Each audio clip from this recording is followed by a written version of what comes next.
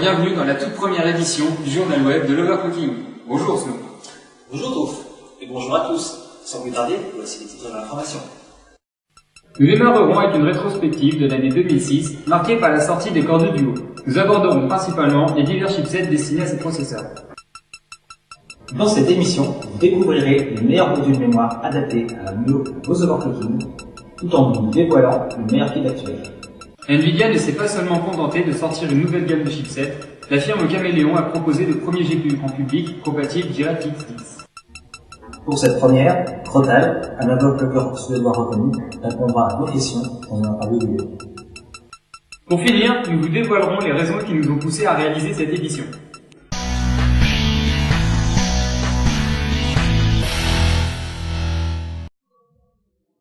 L'année 2006 a été marquée par la sortie du Core 2 Duo, nouveau processeur Intel, bénéficiant d'une architecture en année. La popularité des corps de duo a gagné rapidement du terrain grâce à leur performance accrue et leur disposition à l'overclocking. Intel a profité de l'occasion pour clairement définir sa position envers l'overclocking, en étant présent sur de nombreux salons. Sans plus tarder, voici le premier reportage de cette édition.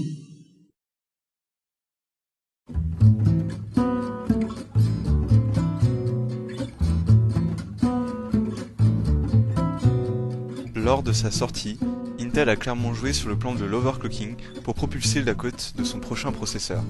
Dès lors, il se devait de fournir un chipset capable de tenir des fréquences élevées, sachant que le coefficient des Conroe était très bas. Le P965 était né. Venant se placer dans le milieu de gamme, il se situe aux côtés du onéreux Intel 975X. On retrouve donc ici deux chipsets pour deux types de configurations. D'un côté, on a le 975X qui ne fait guère mieux que 450 de fréquence maximum stable. Cependant, comparé au P965, la désynchronisation vers le bas de ce chipset est possible, ce qui permet d'avoir un PC de haute qualité avec un overclocking déjà correct sans pour autant augmenter fortement la fréquence de la RAM.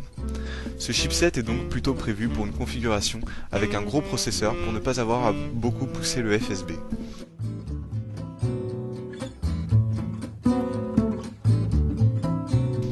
Ensuite vient le Intel P965, chipset actuellement le plus populaire pour overclocker son Core 2 Duo.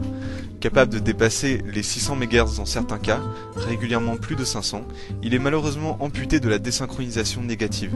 À cause de cela, il faut pour overclocker correctement avec ce chipset de la RAM à haute fréquence, capable de tenir au minimum la même fréquence que la carte mère.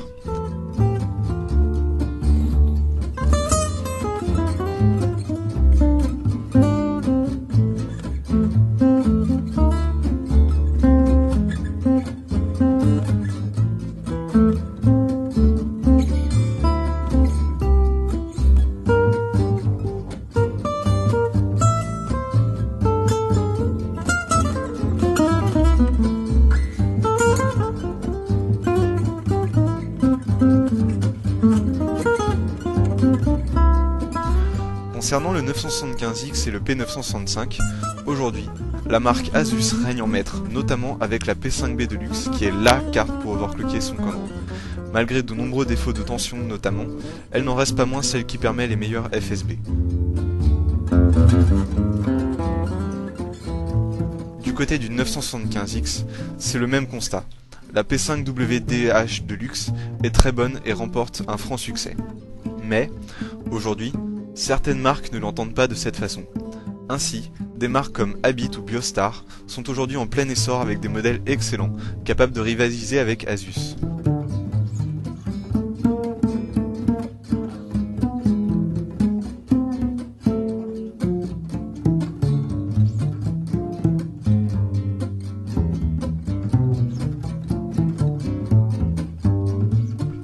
Du côté de Habit, on trouve la très belle AW9D Max.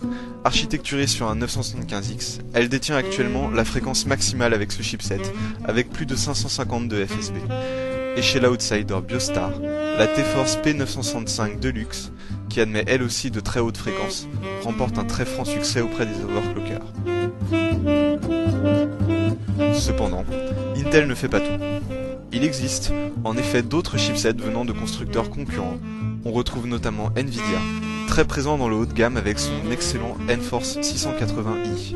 Un chipset comparable en tout point au 975X d'Intel, mais il a l'avantage de permettre un meilleur overclocking sur la RAM, ce qui peut être vraiment très intéressant si l'on ne possède pas de la RAM d'excellence. Il dispose en outre d'une meilleure gestion des quad-core au niveau de l'overclocking. Un petit nouveau vient d'arriver dans la grande famille de Nvidia, c'est le Enforce 650i. Il vient directement concurrencer le P965 d'Intel très populaire. Les cartes mères à base de ce chipset sont annoncées à environ 130 €, ce qui fait qu'il risque d'être fortement impressionnant. Cependant, à cause de sa jeunesse, il n'existe pas assez de tests pour vraiment dire s'il est capable d'égaler le chipset d'Intel.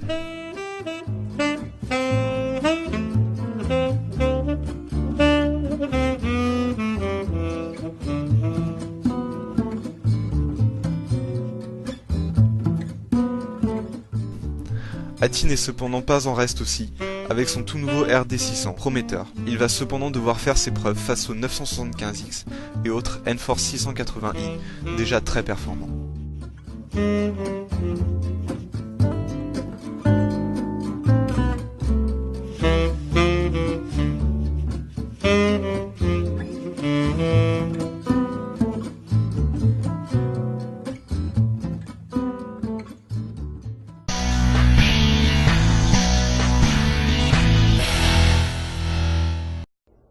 Nous avons vu dans ce reportage que le chipset d'Intel, le 965p, ne possédait pas de désacralisation négative, c'est-à-dire que la fréquence de la mémoire ne peut être inférieure au FSB. Ces nouveaux chipsets pouvant dépasser les 600 MHz de FSB, il va de soi qu'il faut des modules de mémoire performants. Sans plus tarder, un reportage de début.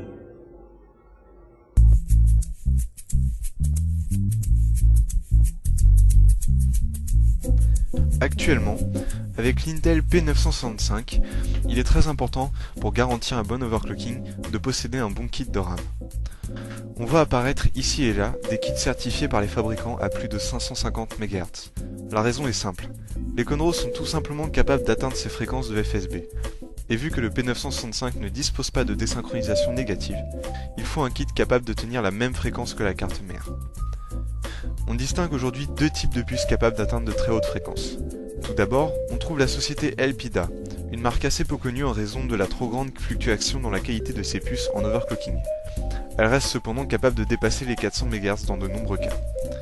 On trouve ensuite des puces qui sont actuellement les plus en vogue, les Micron D9. Ce sont les puces les plus aptes à l'overclocking. Les moins bonnes puces sont tout de même aisément capables de dépasser les 400 MHz. Ces puces sont tellement bonnes que l'énorme majorité des kits PC 6400 et plus en sont équipés. Bien entendu, Micron, comme la grande majorité des marques, multiplie les références dans sa gamme D9 pour diversifier son offre. On trouve ainsi des puces D9 dans toutes les catégories que ce soit, dans le bas de gamme, le milieu de gamme et le haut de gamme, avec parfois des pointes à plus de 500 € pour un kit de 2 Go. À l'heure actuelle, les puces D9 les plus haut de gamme sont les D9 GMH et les D9 GKX, installées à juste titre sur la plupart des kits PC 8000 et plus. Comme à chaque fois maintenant, les fabricants se livrent à une guerre pour avoir la plus grosse référence possible. Ainsi, ce kit Corsair, pourtant sorti il y a presque un an, annonçait déjà un impressionnant PC 8500, capable de s'overclocker à plus de 560 MHz. Aujourd'hui, Corsair annonce une nouvelle série, les Corsair Dominator, actuellement parmi les plus cotés sur le marché grâce à leur nouveau design de refroidisseur. D'autres marques équipent leurs kits haut de gamme avec des chips D9 et même parfois water-coolés comme OCZ avec son Flex XLC. Cependant, l'actuel meilleur kit au monde, le kit Gale PC 8500 Ultra, capable de dépasser les 700 MHz sans watercooling, est équipé de puces D9 et GCT ultra triées. Pourtant, ces puces sont annoncées comme bas de gamme, comme quoi n'importe quelle puce, quelle que soit sa qualité, annoncée par Micron en sortie d'usine, peut obtenir de très bons résultats. Il ne faut pas perdre en vue que, comme tout matériel d'overclocking, il y a aujourd'hui souvent un coût associé. Ainsi, pour obtenir le kit Gale précédemment cité, il faudra débourser plus de 500 €. Un kit normal taillé pour l'overclocking est souvent trouvable à plus de 250 €.